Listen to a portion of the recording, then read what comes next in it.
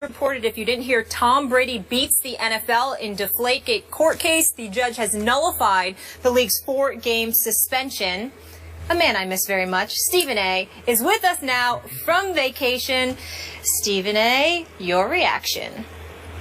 Well, first of all, believe it or not, contrary to what my partner in crime there, Skip Bayless, may believe, I'm pleasantly surprised, because the fact of the matter is, as I've said repeatedly, even though I think that Tom Brady brought most of this on himself, the fact is the NFL season without Tom Brady, there certainly would have been something missing. We all know, as I've said on many occasions, that this was much ado about nothing as far as I'm concerned. I don't give a damn if he was throwing Nerf footballs. He's still Tom Brady. He's still one of the greatest quarterbacks ever. And when you think about this NFL season, you wanted to see him play.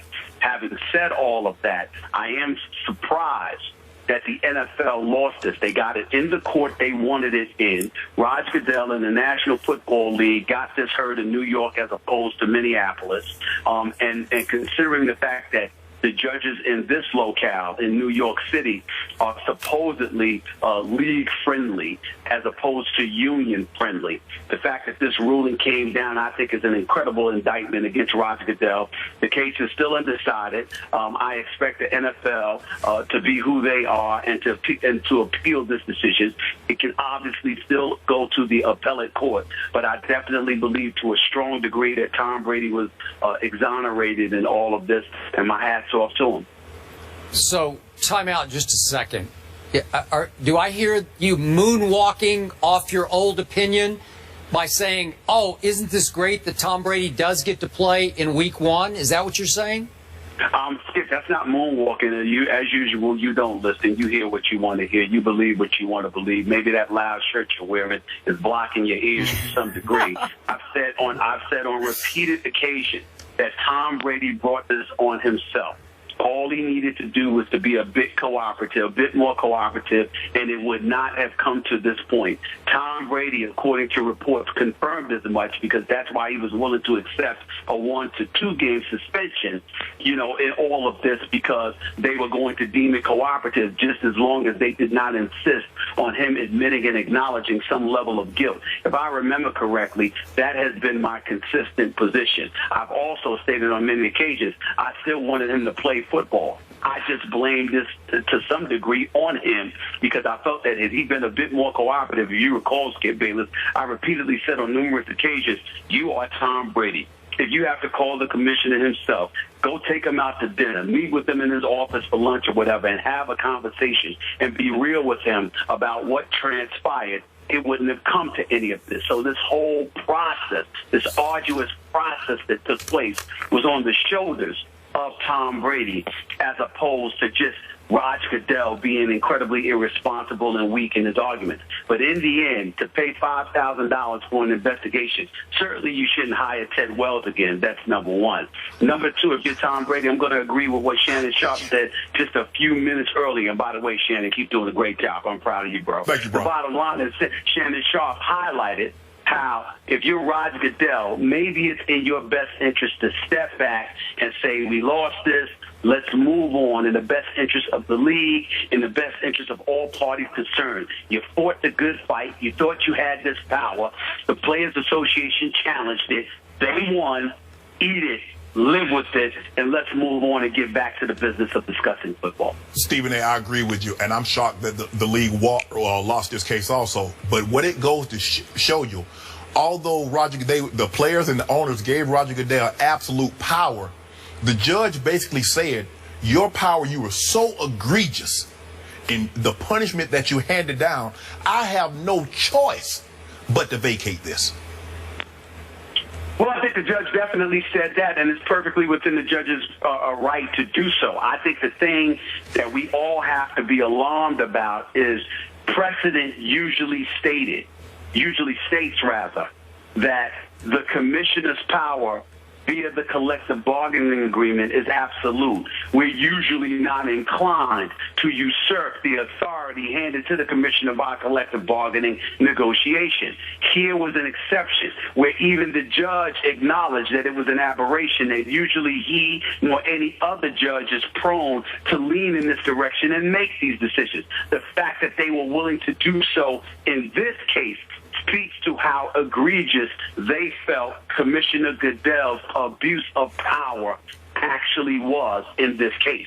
And as a result, more so than in anything else, whether it be Ray Rice, whether it be Greg Hardy, or a litany of other issues that we can point to, I think in this particular case involving Roger Goodell, I can't imagine anything that has hurt him more than this, because whereas domestic violence issues and off-the-field legal issues may be something he may have mishandled from time to time, that was outside the game of football. So whether it be ignorance, incompetence, insensitivity, or whatever, you can sort of get away from that because you're the commissioner and you're perceived as an individual that may not have known better. But this is directly relating to football. This falls under his purview. And the fact that he has been labeled egregious and abusive in his power, in this case by this judge, even if they do win in appellate court, the fact remains that Roger Goodell has been significantly stained in all of this, and Tom Brady has been exonerated. And one judge in the previous case, Stephen A., said arbitrary. But I think what the commissioner, what he lost in the fight against Tom Brady, he gained with some of the players, Stephen A., because what we have seen in the past is that he had no problem suspending a Michael Vick for a year, a Pac-Man Jones for a year, and a litany of other players for an extensive period of time. But he stepped outside of the box. He went after one of the Mount Rushmore quarterbacks in the National Football League because he felt, and the league felt, that Tom Brady had committed an integrity or conduct detrimental to the league. And so he stepped outside of the box. He gained a lot of credibility with some of his players in this league, Stephen A. Even though he lost, the league lost, he gained a lot by taking this fight to Tom Brady. Well, I will say this to you. You can look at it that way, Shannon. I'm not sure I agree with that. I would have to lean towards my man Skip on this particular notion. You can say that he's gained credibility with the players for showing a willingness to go after Tom Brady. But I think the big winner in this is the Players Association in concert with Jeffrey Kessler, because their willingness to take this fight to Roger Goodell, something I've lamented simply due to all the money of the players that they were spending in order to pull this off, by showing that indeed Roger Goodell can be beaten, especially if they win this in appellate court as well, assuming that the league takes it to that next level. If the Players Association wins that battle already by winning this battle today, that really emboldens them and validates not just their existence, but the willingness in which they have to fight time and time again with Roger Goodell. I don't think there's any way that Roger Goodell comes out looking good in all of this, simply because he has shown that his investigation was suspect to begin with, and he leaned on it so heavily. If he never hired Ted Wells and just suspended Tom Brady, that would be different. But the fact that you spent $5 million on an investigation, and then that investigation ended up with so many holes, yet you stood so steadfast in support of that investigation. If you are Roger Goodell, I think that's more of a stain than it is a compliment to the job performance you're exercising. Outside of that, the only thing that I would like to say is that I'm actually very happy about this decision, not just because I'm going to get to see Tom Brady play from week one, but the biggest reason is because I don't have to see that brat known as Skip Bayless sitting across the table from me, whining and crying about Tom Brady getting messed over, what have you. I can now see Skip Bayless smile a little bit more, be a little bit more affable, you know, a little bit more calm. He's not terrorizing Molly. He's not terrorizing Chuck Salaturo or Kevin Rita and all the producers. He's actually going to give my colleagues and our staff a break for a change, instead of being a whining brat for Tom Brady that he has been. It's good to see you smile again, bro. It's good to see you. Couple of things there.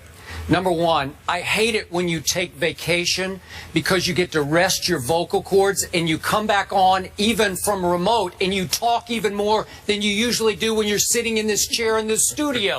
You've talked and talked. You've talked us all the way through 2 breaks already. And another thing, just for the record, our hardcore longtime viewers understand this, but when Stephen A. Smith insults my clothes, that means he's completely out of ammo and cannot win the argument. He has lost the argument completely, and I want to state for the record that for the longest time on this show, Stephen A. Smith was dug in that Tom Brady cheated and he lied about it. Am I right about that, my friend? No, that was in all seriousness, in fairness to me, that was my initial position. And then as we both looked at the report and the preponderance of evidence, we saw some holes in Ted Wells' investigation. The difference between you and I is that you were willing to completely exonerate Tom Brady, and I was willing to say to you that I don't think he knew about the deflated footballs. I don't think he cheated, but he was uncooperative. I believe that, and I believe that he brought most of this on himself. And had he been a bit more cooperative and worked the cachet that comes along with his great name, then obviously I think the results of all of this would have been incredibly different, because I don't think it would have gotten to this point. Okay. I think it got to this point because he's been fighting unnecessarily. That's what I said, and I still stand by that. Fair enough. Now, remember what I told you 2 days after the Wells report came out, that Tom Brady's ultimate goal here, long-term ultimate goal, take down the commissioner, expose his lack of integrity or credibility, whatever you want to call that, to the point that he could lose his job over it. I'm going to point out to you, Stephen A., remember, the previous commissioner, Paul Tagliabue, came in on top of Goodell's Bountygate rulings and rescinded all those, vacated all those. Remember that? That was a terrible blow to Roger Goodell. This is an early, terrible blow to Roger Goodell. Again, I don't know how this is going to play out in appellate court, but my question back to you is, could this ultimately cost the job of a commissioner who's clearly still very well liked and respected by the majority of owners? That all depends on whether or not this impacts the respectability that the NFL brand has to Joe Public and how much money it could inevitably cost them. I don't think either situation is going to reap any fruit, and as a result, I think Roger Goodell is safe. I do believe that this hurts him in terms of him exercising his power. I do believe that for future reference, owners, his bosses, will step up and say, you know what, that ain't worth the fight, that ain't worth the battle, we need you to chill on this because you saw what happened in times past. I don't believe, however, this equates to Bountygate. If you recall, during Bountygate, Skip, a lot of what influenced the commissioner's decision at the time was having Greg Williams, the former defensive coordinator, dead to rights, and Coach Sean Payton presumably lying to Roger Goodell's face. So those things emboldened Roger Goodell to make the decisions that he made. And even though Paul Tagliabue came to a different conclusion, we could sort of understand why Roger Goodell jumped to the conclusions that he jumped to in light of Greg Williams and Sean Payton. In this particular instance, all he had was the Ted Wells investigation, an investigation that the league paid $5 million for. So I think this is far more incriminating to the reputation and to the respectability of Roger Goodell than Bountygate. Okay, one last quick point. I have a confession to make publicly. I miss you. Aww. I miss you, man. Well, listen, man. Come on now. First of all, I miss my boy too. I always take off right before the football season starts because after that, there ain't no days off. So I know you miss me. I miss you too. I even miss those loud outfits you're wearing. But in the end, always remember this, Skip. It's just a vacation. I shall return. You better. And Molly, you know I miss you. And Shannon, I love you, bro. You know that. Appreciate it. And the thing is, Skip, what I want to say, it doesn't matter what you think. When I was in college, my criminal law professor said, son, it's not what you think.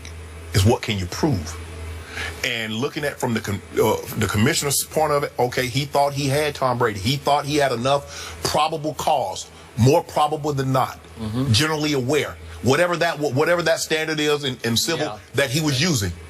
But the judge says, you can't prove this. No direct evidence. And that's so either they're going to have to adopt a new standard where probable cause, where the civil, where more probable than not, unless they have a smoking gun, definitive proof, because this standard, clearly the judge has frowned upon it.